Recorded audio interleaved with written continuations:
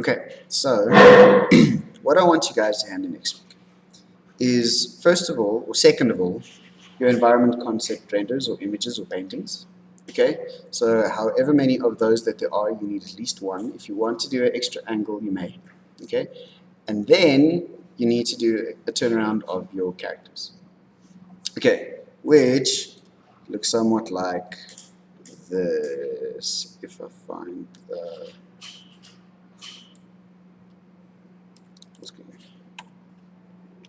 okay, fine, don't play it full screen. Okay, something like that. Okay, which you guys can't see there too clearly. Let me just try and get a bit bigger. Do best. Okay, which is pretty much a turnaround of a character where he spins 2 times. The first time with a wireframe on, which you guys can't see too clearly because of the board or the wall. But you see he's got a wireframe on. And then where the wireframe fades out and it's just the mesh. Okay, now this is different to how I've done it previously or in previous years, because this renders a little bit quicker, and whatever makes your stuff render quicker is probably best. Okay, so just our character with just a nice lighting setup, okay, which I'm going to go through now, presented in a nice clear way, and then the wireframe that just goes on top of that. Okay, now both of them are actual rendered passes. We can't easily capture our wireframe. The one thing that you will notice is my wireframe here is rather dense. Okay, it's not my 0 subdivision level wireframe. This is my 1 subdivision level wireframe, and I'll go through that now. Okay, because we can't easily get for some reason, a more simplified wireframe out taking forever. Okay, anyway, so this is what we need. I want exactly this, okay? In fact, this is long enough as well. This is there's a 4-second turnaround, okay? So it's 100 frames of wireframe and 100 frames of just a default material. Okay, things just to bear in mind. As it turns, you'll notice that it doesn't speed up and slow down. It turns at a constant speed, okay? So that we can just leave it on loop and it just does that forever without having to stop and start and stop and start, which is quite important. And this is just a quick render that I did now in class, so it is a little bit grainy, but yours won't be so grainy. Okay, anyway, so how you go about doing that? So I'm going to just go through the lighting, setting up the animation and the wireframe, and then the compositing or the edit of that isn't too hectic. Cool. Okay, so first of all, that's the one scene. I just want to get another one open. I'm going to go through the lighting. This one. Okay, so this is our goal. Okay, just a nice, clear render. One of the biggest mistakes people make with turnarounds is they don't light it enough, so it's flat and we don't see anything and it's dark. Okay, so we want enough detail in it so that we can see the character clearly. It's not too flat, it's not too dark. Okay, so I'm just going to set all of these up again from scratch. Okay, so this is my character. Now, things that you will notice. Okay, the way that I want you guys to do it this year, as opposed to what I've done previously, is I don't want you guys to render out a background. Okay, so there's not an infinity curve or anything like that behind the character. The reason for that is to have a background there, we need to render the background, which means we need to render more pixels, which takes longer. And also doing like a studio setup with infinity curve renders slow because it's soft lights and all of that, and there's no harsh shadows, and that just takes forever. Okay, so since we don't have a background for the character to stand on, we still want him to stand on something. We don't want him just to float. Okay, you can't see now because I've deleted all the lights. But we do want just this kind of idea that he's standing on something, so make a little simple podium. Okay, nothing detailed, just a disc that can spin. Okay, I don't want these intricate things that detract from your character. We want to look at our character as the main focal point. I'm going to focus on that, not the little flowers that you've modeled into your turnaround base. Okay, so all that I've done here is selected all the objects of my character and parented it to a cylinder, which I've set to rotate from frame 0 to frame 100. So I said 0, I meant 1. So from 1 to 100, it's 100 frames, that's 4 seconds at 25 frames per second. And I'm just going to reanimate that so I can just show you Okay, so from frame 1, I set a keyframe on the rotation. Okay, so rotation, everything is zeroed out. Press I, set a keyframe. On frame 100, change the Z to 360. Press I again. Okay, now if I just leave it like that, it's going to ease into that, and then spin, and then stop again. Okay, which means we're not going to have a consistent loop, which isn't nice. Okay, so then just go into a graph editor or a dope sheet. Okay, select, it should be selected already. Press home. You can just press A to select all of the keys, press T to get your keyframe interpolation, and say linear. Okay, that way it's going to spin at a constant speed, which is what we want. Okay, so there we have animation done. Okay, so all our objects parent to this thing rotates, and we're good. Okay, camera also from the front. We don't want too small a focal length, okay? Otherwise we'll start getting some distortion on it. But if I show you, I've set mine to slightly zoomed in. There. Okay. I've set mine to 55, which is not too wide angle, but still a fairly, not a lot of perspective or distortion on it, which is nice. And then all we need to do is add our lighting. Okay. Now I do by default have my background, if I make a new one, as the default setting. Okay, so it's just a gray background set to 1. Okay, we don't really need to change this. We don't want this to light our character too much, because then again it's going to start getting a bit flat. Okay, so whatever that is, I just leave it there. Okay, then basic 3-point lighting setup. Okay, so I'm just going to open a new render window over here. So we can close this along. Okay, so just open that through my camera.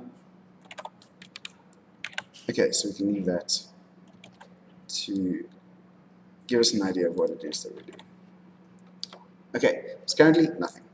So we need 3 lights. A main key light, a rim light from behind, and then a full light to soften the shadows a little bit. Okay, all of those are sun lamps. Okay, so I add a lamp, I say sun, rotate it. Now, how you go about doing this is more or less up to you. I tend to do it more or less from a like a 3/4 angle. Also, I know the position of sun lamps don't really matter, but it is just a little bit easier to see if we set it up in a way that makes sense. Okay, so somewhat like that. Do want it to come a little bit more from the side. Okay, so something like that should be fine. Okay, that is then my main light source. So we name that key. Okay, and I'm also going to just adjust the settings a bit. I want it to be a little bit brighter. Okay, not so bright that our actual material overexposes, so maybe something like that for now, and we'll see if we need to add anything else, which I think that should be fine. Okay, we can probably, if we need to, make that a little bit less dark so we get some of our detail back if it is washing out of it. Okay, then our other two. The next one is our rim light, so I put that behind the character and point it at him. Okay, and generally I'll only look at one light at a time while I'm setting them up. Okay, so all that we want this light to do is give us a little bit of a rim on our character. Okay, somewhat like that. Now this one can be fairly overexposed, so we really emphasize that.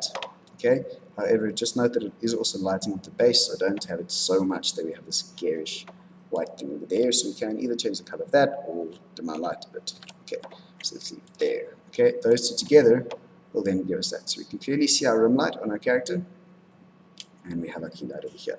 Okay, the last one that we need is just a bit of a full light, or full light, I suppose, from the third angle. Okay, and this one needs to be really soft, and we can also soften up the actual, or give it a bigger size so that we have softer shadows on it. Okay, so make it 1. So that does, we can also just look at this on its own. Okay, remember that is a rim light. Sorry, just name this quickly, and that is A4.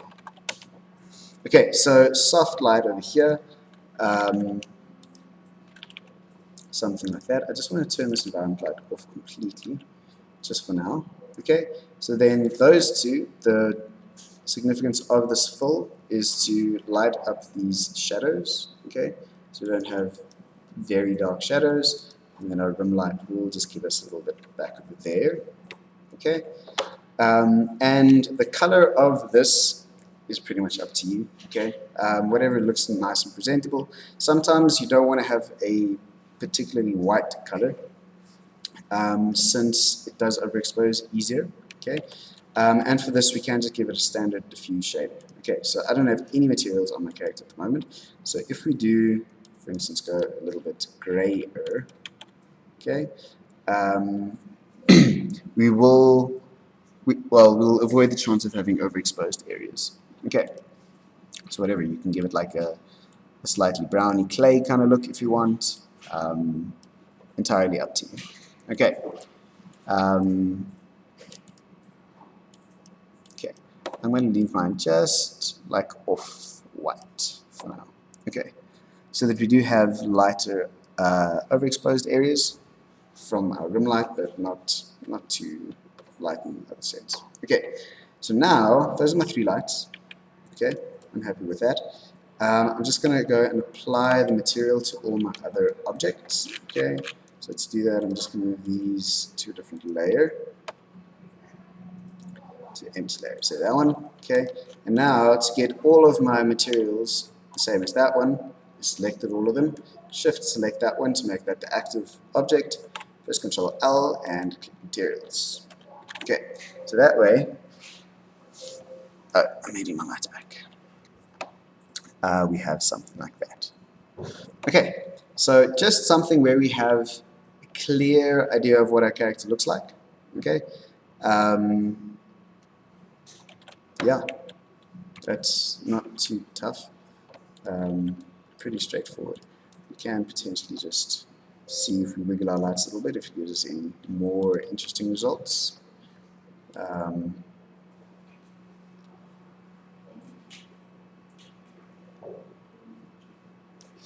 Maybe increase that a bit. It looks a bit better.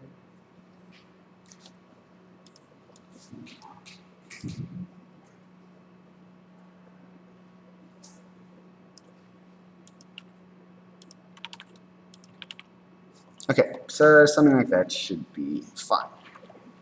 Okay, so we don't lose too much detail as a result of our lighting. Okay, we can clearly see what our character looks like, and he rotates all the way around.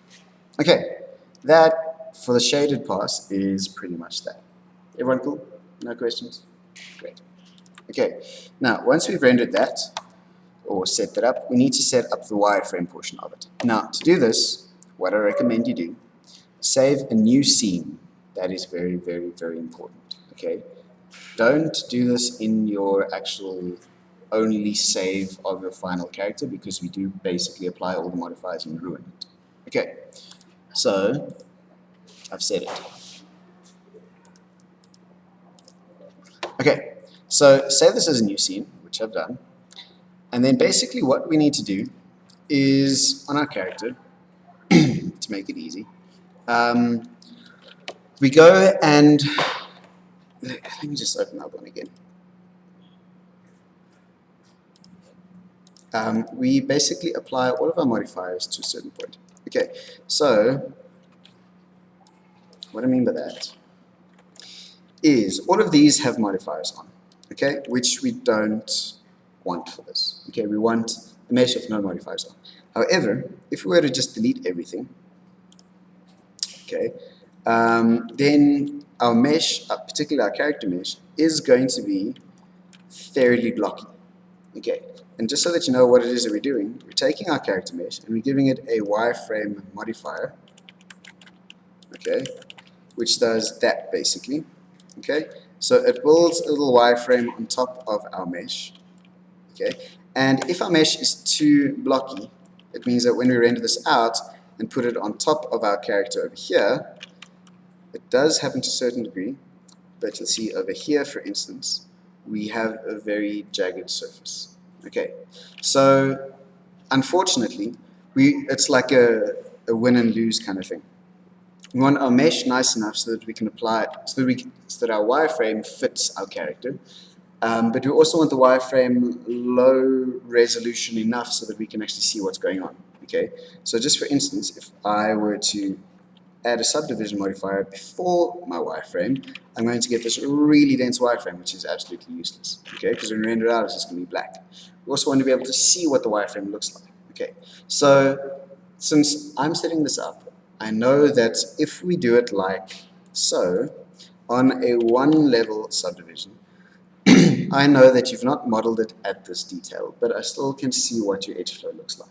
Okay, so what we need to do for each of our objects, everyone, okay, we need to go and find the subdivision level of that object where we're going to get a decent wireframe.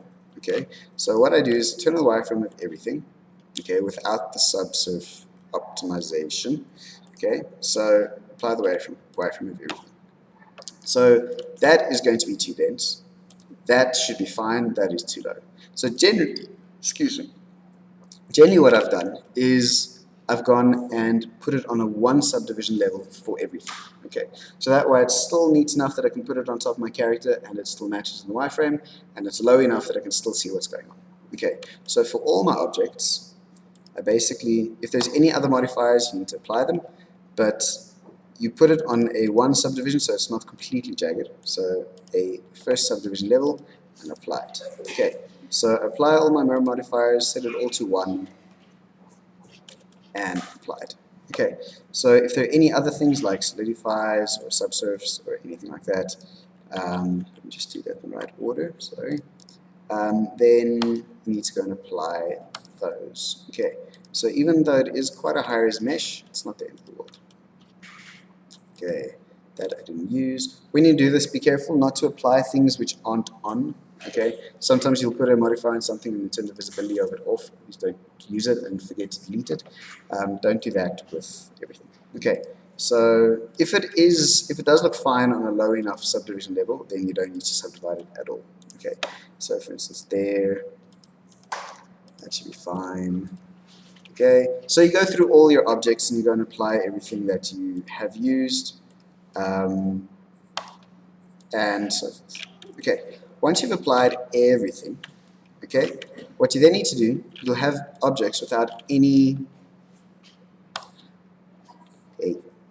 if you do have shape keys, which you should have for your eyes, a lot of you, then all you need to do is, that's my blink shape to open the eyes up. Okay, you delete the bases first and then you delete the blink shape second. Okay, so the eyes will stay open, but you still have that, well, the eyes stay open and you don't have any shapes on it.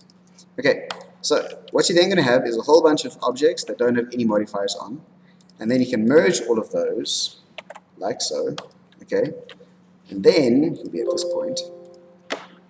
Okay, we've now merged our entire mesh together, okay, without any modifiers on it. And then what we do is we give it a wireframe modifier. Okay, set this number to 0.001, I think, and turn off replace original.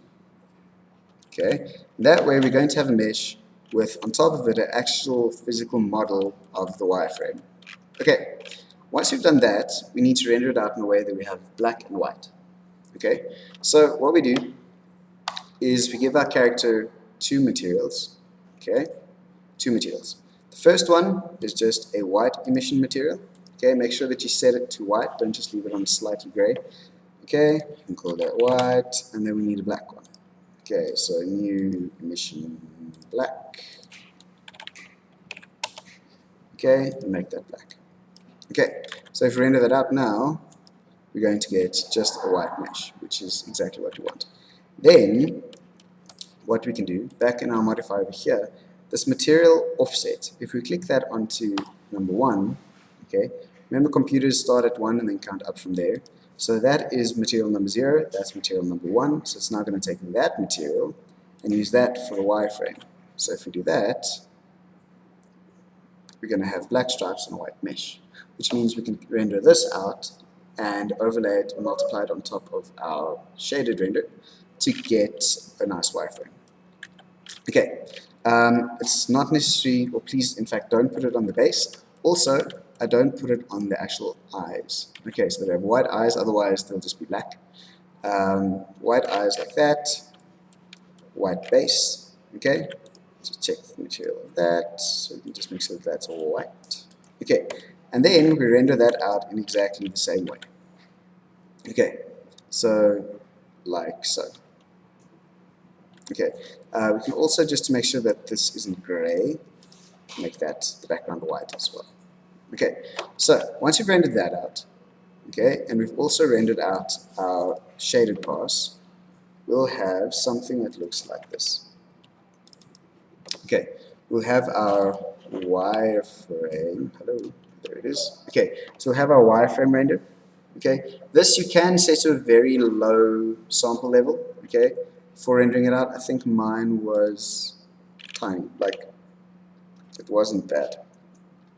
If I open this up again, I think it was like 10. Okay, it really doesn't have to be very high. So, for instance, this is now on full HD at 10 sample levels. If we render that out, it goes quite quickly.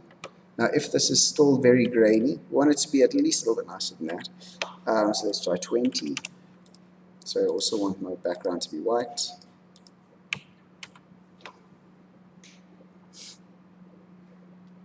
Okay, so you can see now this is still a bit gray, but it's fine if we just level that out in After Effects. Okay, so this is clear enough, I can clearly see what's happening, and it only took 7 seconds a frame. So if you have 100 frames of this to do, it's not going to take very long. Okay, you can do like 10 in a minute. Okay, so that doesn't render very slowly. The other one will render probably overnight. Okay, so once we've rendered those out, we'll have our wireframe turnaround, okay, and we have our shaded turnaround. Okay, now all I want is a video where it loops twice, okay, and it goes from wireframe, fades into shaded, and fades back into wireframe. Okay, so I need a comp that is, if this is 100 frames long, which is 4 seconds, I want a comp that's 8 seconds. Okay, so 8 seconds over there at full HD. Okay, so then take your color and duplicate it and put it in twice from start to finish. So there we have our first loop and our second loop. Okay, and also since we set it to linear, it is going to go all the way through without stopping. Okay, and it'll just start again. Okay, technically speaking, okay, if you want to get really technical, the last frame and the first frame is going to be a duplicate. Okay, and that's because we set frame 1 and 100 to both be 360 degrees. So if we want to have a perfect loop, we can cut off the last frame of that. Okay, so we actually have that going there. Okay, if you want, it's not necessary. It makes things a little bit more complicated. But if you want to be really, if you're like, you know, someone who's really adamant about things like that, then you're more than welcome to chop the last frame off. Okay, then all that we need is the wireframe to be on top of that. Okay, so wireframe over there. Okay, that we need to set to multiply. Also, if it is a little bit gray, just put a levels filter on that, and you can probably just drag that down a bit, and then it should fix that, okay, without losing the other bits. Okay, so turn that on, we'll need to bring that up to bring the black back, or whatever. Okay, so just enough to make the gray go away. Okay, then all that we need to do is have this not just pop off, we need it to fade out nicely, and then fade back in. So we duplicate it, put it on top of that one and on top of there. Okay, so since this is the same, at the beginning of this, I'm going to fade it out. So I'm going to go to my opacity, put a keyframe on the first frame, go 10 frames on, turn it off. Okay. Actually, that's not how I want to do it. I just remembered. By the time this starts, I want the wireframe to be gone. Okay, so so I don't need to delete it, I just want to change when it animates. So 10 frames before the end of this, I want it to be turned off. So from there, by the time it gets there, I want it to be off. Okay, so this one starts, let's make sure it's off properly. The second one starts on 0. Okay, and then fades back into the wireframe 10 frames before it finishes. Okay, so something like that. Okay, so faded out over there, stays off fades back in over there, so that when we play it, we have a loop. Fades off nicely, and then goes back. Cool. Simple enough. Okay. Doesn't render too long, so don't worry too much about that, but don't leave it until next week, Monday, to do it. Okay, do it this week still. Okay. Any questions on that? Okay, as you can see with mine, something went weird over here where the wireframe was slightly smaller. I think there was a thickness modifier there that I lost. However, if it is a tiny bit off like that, it's fine. Okay, I can still see what the wireframe looks like. Okay, so don't worry too much about that. Also, just make sure that both are rendered from the same camera, rendered at the same frame rate, imported at the same frame rate, so both of them are imported at 25 frames, and that your comp set to 25 frames and all of that. Okay, you don't need to sit with little minor comp issues or something like this. Okay, everyone happy? What's your question? If we wanted to add like a basic color scheme, like can we do it, or is it? You can, but then I still want to see a like flat shaded one color version. Okay, so then you'll have 3 loops. Cool. Anyway, so that's your one submission. Okay, in terms of export, I don't know if you guys use CC or just normal After Effects. In CC, you can't export a H.264 video straight out of here. Okay, you need to send it to Adobe Media Encoder. So to do that, it's a nightmare. But you go add to Adobe Media Encoder, and the Media Encoder opens up. Otherwise, you just send it to render queue and click the H.264 button there and set it to not too low a frame rate. Bitrate.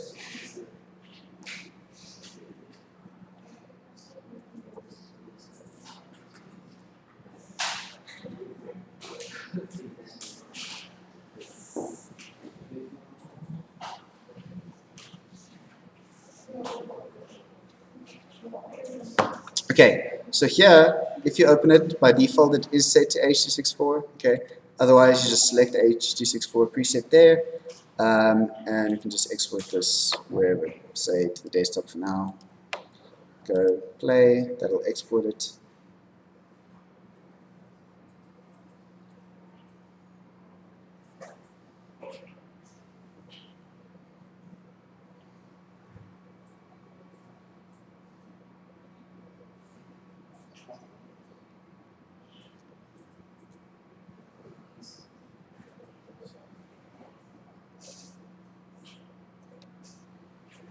Okay, that will give you that. Okay, easy as peasy. Cool. So it's that, as well as your environment concepts that need to be uploaded before the end of next week, Tuesday. Okay. So just remember, it's a 4-second turnaround, so 100 frames of each, the wireframe and the shaded, and that is it. Any questions? Potentially now, potentially tomorrow morning.